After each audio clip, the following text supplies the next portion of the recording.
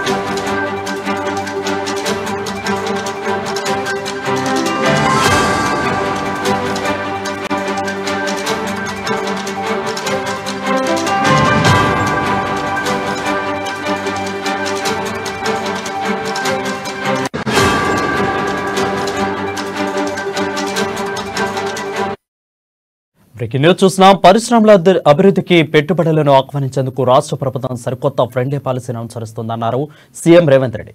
పారిశ్రామిక అభివృద్ధి విషయంలో అపోహలు అనుమానాలకు తావలేదని అన్నారు. పారిశ్రామికవేత్తలు తెలంగాణలో పెట్టే ప్రతి పైసా పెట్టుబడికి రక్షణ కల్పిస్తామని, అంతకంతకు విలువ కూడా ఉంటుందని ముఖ్యమంత్రి భరోసా ఇచ్చారు. దీనిపై మరింత సమాచారం మా ప్రతినిధి రాజు అందిస్తారు. రాజు, చెప్పండి, కాంగ్రెస్ ప్రభుత్వం చేపడుతున్న కొత్త ఫ్రెండ్లీ పాలసీ అమలు చేస్తుంది. దీనికి కారణాలేంటి? వరుణ్, 2050 నాటికి తెలంగాణ అంతటా కూడా పారిశ్రామిక అభివృద్ధి లక్ష్యంగా కూడా రాష్ట్ర ప్రభుత్వం పనిచేస్తుందని చెప్పేసి కూడా నిన్న జరిగినటువంటి సమీక్షా సమావేశంలో సీఎం రేవంత్ రెడ్డి స్పష్టం చేయడం జరిగింది. నిన్న పారిశ్రామిక సమాఖ్య ప్రతినిధులతో జరిగినటువంటి ఈ మీటింగ్ లో ఆయన స్పష్టం చేయడం జరిగింది. ఒక మెగా పాలసీ, మాస్టర్ పాలసీని కూడా రూపొందిస్తున్నాము. అతి త్వరలోనే కూడా ఈ మాస్టర్ పాలసీని అంటే విడుదల చేస్తామని చెప్పేసి కూడా ఆయన చెప్పడం జరిగింది. ముఖ్యంగా ఫ్రెండ్లీ పారిశ్రామిక విధానాన్ని అవలంబిస్తాము. రాబోయే రోజుల్లో పెట్టుబడులను రాష్ట్రానికి ఆహ్వానించేందుకు కావచ్చు, అదేవిధంగా పెట్టుబడులు పెట్టే ఏదైతే పారిశ్రామికవేత్తలు ఉంటారో వాళ్ళు పెట్టే ప్రతి రూపాయికి కూడా రాష్ట్ర ప్రభుత్వము వాళ్ళకు అంటే చేదోడు వాదోడుగా ఉంటుంది. ఖచ్చితంగా వాళ్ళ యొక్క డబ్బులకు రక్షణగా కూడా ఉంటుంది అని చెప్పేసి కూడా రాష్ట్ర ప్రభుత్వం ఒక భరోసా కూడా కల్పిస్తా ఉంది. మాది ఫ్రెండ్లీ పారిశ్రామిక విధానం అని చెప్పేసి కూడా సీఎం రేవంత్ రెడ్డి వాళ్ళకు మరోసారి స్పష్టం చేయడం జరిగింది. హైదరాబాద్ తరహా ఏదైతే అభివృద్ధి జరిగిందో రాష్ట్రమంతటా కూడా ఇట్లాంటి అభివృద్ధి జరగాలని చెప్పేసి కూడా ఆయన ఆకాంక్షించడం జరిగింది. అభివృద్ధి ఒకటే చోట అంటే కేంద్రీకృతం కాకుండా అభివృద్ధి వికేంద్రీకృతం చేయాలని చెప్పేసి కూడా కాంగ్రెస్ ప్రభుత్వం కట్టుబడి ఉంది అని చెప్పేసి కూడా ఆయన పునరుద్ఘాటించడం జరిగింది. ముఖ్యంగా ఫార్మా సిటీలు కాకుండా ఫార్మా విలేజ్లను డెవలప్మెంట్ చేస్తామని చెప్పేసి కూడా చెప్పడం జరిగింది. అన్ని రంగాలకు కూడా అన్ని రంగాల పారిశ్రామికలకు పరిశ్రమలు పెట్టే పారిశ్రామికవేత్తలకు కూడా ప్రభుత్వం అండగా ఉంటుంది అని చెప్పేసి కూడా ఆయన చెప్పడం జరిగింది. అదేవిధంగా పరిశ్రమల స్థాపనకు రాష్ట్రాన్ని మూడు క్లస్టర్ గా గుర్తిస్తున్నామని చెప్పి రాష్ట్ర ప్రభుత్వం చెప్తా ఉంది. ముఖ్యంగా హైదరాబాద్ ఓఆర్ఆర్ ఏదైతే ఉందో ఔటర్ రింగ్ రోడ్ లోపల ఉన్నటువంటి ప్రాంతాన్ని అర్బన్ క్లస్టర్ గా గుర్తించారు. అదేవిధంగా ఓఆర్ఆర్ నుంచి రీజనల్ రింగ్ రోడ్ వరకు మధ్యలో ఉన్న ఏదైతే ఈ ప్రాంతం ఉందో దీన్ని సెమీ అర్బన్ క్లస్టర్ గా గుర్తించడం జరిగింది. ఇక రీజనల్ రింగ్ రోడ్ అవతల ఉన్న డిస్ట్రిక్ట్లతో ఏదైతే ఈ ప్రాంతం ఉందో మిగిలిన తెలంగాణ ప్రాంతం, ఈ ప్రాంతాన్ని రూరల్ క్లస్టర్ గా గుర్తించడం జరిగింది. ఈ మూడు క్లస్టర్ గా విభజించి ఏదైతే పారిశ్రామిక వికేంద్రీకరణ లక్ష్యంతో ప్రభుత్వం పనిచేస్తా ఉంది. రాష్ట్రం అంతటా కూడా పరిశ్రమలు ఎక్కడి వాళ్ళు అక్కడికి ఉపాధి అవకాశాలు ఉండే విధంగా కూడా ప్రభుత్వం కృషి చేస్తుందని చెప్పేసి కూడా ఆయన చెప్పడం జరిగింది. ఈ రాబోయే రోజుల్లోనే మరికొద్ది రోజుల్లోనే మెగా మాస్టర్ పాలసీ రూపొందిస్తామని చెప్పేసి కూడా ఆయనకు ఈ సిఐఐ ప్రతినిధులకు అయితే ఒక భరోసా కూడా ఇవ్వడం జరిగింది. ముఖ్యంగా 2050 నాటికి తెలంగాణ అంతటా కూడా పారిశ్రామిక అభివృద్ధి జరిగే లక్ష్యంతో ప్రభుత్వం పనిచేస్తా ఉంది అని చెప్పి ఆయన వాళ్ళందరికీ కూడా భరోసా ఇచ్చారు. మనం చూస్తా ఉన్నాము గత కొద్ది రోజులుగా కూడా వివిధ రకాలైనటువంటి పారిశ్రామికవేత్తలతో కూడా ఆయన వరుసగా భేటీలు జరుపుతా ఉన్నారు. ముఖ్యంగా అందులో టాటా కంపెనీ గ్రూప్ ప్రతినిధులతో కూడా సెక్రటేరియట్ లో సమావేశం నిర్వహించడం జరిగింది. ఆ తర్వాత అదానీ గ్రూప్ కు సంబంధించినటువంటి కంపెనీ ప్రతినిధులతో కూడా సమావేశం నిర్వహించడం జరిగింది. రీసెంట్ గా అమర్ రాజా కంపెనీకి సంబంధించినటువంటి గల్లా జయదేవ్ తో కూడా ఒక మీటింగ్ కూడా నిర్వహించడం జరిగింది. వాళ్ళందరికీ కూడా ఒకటే చెప్తా ఉన్నారు, రాష్ట్రంలో అనువైన పరిస్థితులు ఉన్నాయి పెట్టుబడులు పెట్టడానికి. కాంగ్రెస్ ప్రభుత్వం పరిశ్రమలకు వ్యతిరేకమైన ఏదైతే అపోహ ఉందో ఆ అపోహను అంటే ఆ అపోహ ఏదైతే ఉందో ఆ అపోహ నిజం కాదని, ఖచ్చితంగా కాంగ్రెస్ ప్రభుత్వం పెట్టుబడులకు అనుకూలంగా ఉంటుంది, ఖచ్చితంగా పారిశ్రామికవేత్తలకు ప్రోత్సాహకంగా ఉంటుంది ప్రభుత్వం అని చెప్పేసి కూడా ఆయన వాళ్ళందరికీ కూడా ఒక భరోసా అయితే ఇవ్వడం జరిగింది. ఖచ్చితంగా అధికారులతో మీరు అందరూ మాట్లాడొచ్చు, ఏమైనా మీకు అనుమానాలు ఉంటే, ఒకవేళ అధికారుల ద్వారా మీరు సంతృప్తి పొందకుంటే మీరు ఒకవేళ పెట్టుబడులు పెట్టాలనుకుంటే చివరికి నాతోటైనా నేరుగా మీరు మాట్లాడొచ్చు అని చెప్పి కూడా వాళ్ళకైతే ఒక భరోసా కూడా ఇవ్వడం జరిగింది. నిన్న కూడా సిఐఐ ప్రతినిధులతో కూడా అదే విషయాన్ని స్పష్టం చేయడం జరిగింది. వివిధ దేశాల నుంచి ఎంఎన్సీ కంపెనీలతో పాటు అదేవిధంగా రాష్ట్రంలో స్టార్టప్ కంపెనీలతో పాటు ఎవరైనా ఇప్పటికే పెట్టుబడులు పెట్టి ఇంకా పెట్టుబడులు పెడతామనుకునే వరకు ఖచ్చితంగా ఇక్కడ మౌలిక సదుపాయాలు కూడా ఏర్పాటు చేస్తామని చెప్పి కూడా ఆయన వాళ్ళందరికీ కూడా భరోసా అయితే ఇవ్వడం జరిగింది.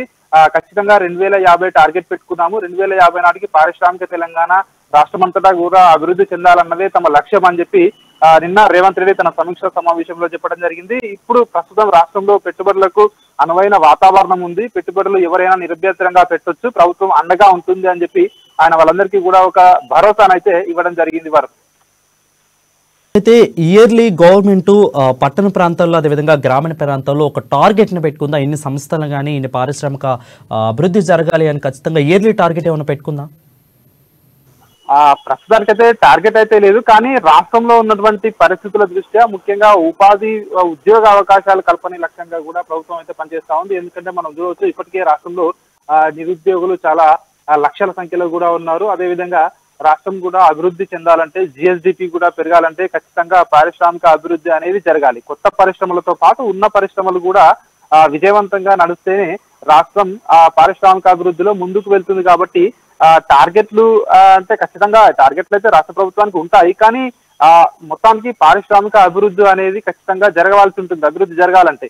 సో అందుకని చెప్పేసి ప్రభుత్వం కూడా క్లియర్ కట్ గా చెప్తా ఉంది, వాళ్ళందరికీ కూడా కొత్త పరిశ్రమల స్థాపనకు కావచ్చు, అదేవిధంగా ఓన్లీ హైదరాబాద్ లోనే కాకుండా రాష్ట్ర వ్యాప్తంగా కూడా పరిశ్రమలు పెట్టే వాళ్ళకి ప్రత్యేక ఇన్సెంటివ్లు కూడా ఉంటాయని చెప్పేసి కూడా చెప్తా ఉన్నారు. వీటికి సంబంధించినటువంటి విధి విధానాలు ఏవైతే ఉంటాయో ఒక మెగా మాస్టర్ పాలసీ రూపంలో ఈ యొక్క విధి విధానాలు గైడ్ లైన్స్ రూపొందిస్తాము, ఖచ్చితంగా మరి ఫ్రెండ్లీ పారిశ్రామిక విధానము అవలంబిస్తామని చెప్పి కూడా వాళ్ళందరికీ కూడా ఒక భరోసా ఇవ్వడం జరిగింది. ఇప్పుడైతే గత ప్రభుత్వం మనం చూసాము ఫార్మా సిటీలు నిర్మిస్తామని చెప్పి ఏదైతే చెప్పడం జరిగిందో, కాంగ్రెస్ ప్రభుత్వం ఇప్పుడు రేవంత్ రెడ్డి ఆధ్వర్యంలో ఉన్నటువంటి ముఖ్యమంత్రిగా ఉన్నటువంటి రేవంత్ రెడ్డి ఆ ఫార్మా విలేజ్ ను డెవలప్ చేస్తామని ఆయన చెప్తా ఉన్నారు. అంటే పారిశ్రామిక అభివృద్ధి ఏదైతే ఉందో అది రాష్ట్రమంతా విస్తరించాలి, ఫార్మా విలేజ్లు ఉండాలి అని చెప్పి కూడా ఆయన చెప్తా ఉన్నారు. రాష్ట్రమంతటా కూడా ఇట్లాంటి పరిశ్రమలు కావచ్చు, ఐటీ కంపెనీలు కావచ్చు, ఇవన్నీ కూడా జిల్లాల వారీగా అంటే నియోజకవర్గ మండల స్థాయిల వరకు కూడా అక్కడి వరకు కూడా వెళ్ళాలి పరిశ్రమలు అని చెప్పేసి కూడా ఆయన చెప్తా ఉన్నారు. రాష్ట్ర వ్యాప్తంగా కూడా ఇట్లా పరిశ్రమల స్థాపన జరిగితేనే రాష్ట్రం కూడా అన్ని రంగాల్లో అభివృద్ధి చెందడంతో పాటు ముఖ్యంగా లక్షల సంఖ్యలో ఉన్నటువంటి నిరుద్యోగులు ఎవరైతే ఉన్నారో వాళ్ళందరికీ కూడా ఉద్యోగ ఉపాధి అవకాశాలు కూడా మెరుగవుతే రాష్ట్రం ఖచ్చితంగా అభివృద్ధి పథంలో ఇంకా ముందుకు వెళ్తుందని చెప్పేసి కూడా ఆయన ఆశాభావం వ్యక్తం చేశారు. దీనికి సంబంధించి 3 క్లస్టర్లుగా విభజన కావచ్చు, అదేవిధంగా ఈ ఫార్మా విలేజ్లు కావచ్చు, ఇవన్నిటినీ కూడా ఇనిషియేట్ గా తీసుకొని ఇంకా ముందుకు వెళ్తామని చెప్పి కూడా వాళ్ళతో అయితే భేటీలో జరిగినటువంటి భేటీలో నిన్న ఆయన స్పష్టం చేయడం జరిగింది. రైట్ రోజు అయితే ఫ్రెండ్లీ పాలసీలో కొత్తగా వచ్చే సంస్థలకు కానీ పరిశ్రమలకు కానీ ఏ విధమైన హామీలు అంటే ఉన్న హామీలు కాక ఇంకా కొత్తగా వాళ్ళని ఇంటరాక్ట్ చేయడానికి వాళ్ళని ఆహ్వానించడానికి ఏమన్నా కొత్త పాలసీలు కానీ కొత్త హామీలు కానీ ఏమన్నా ఇస్తుందా?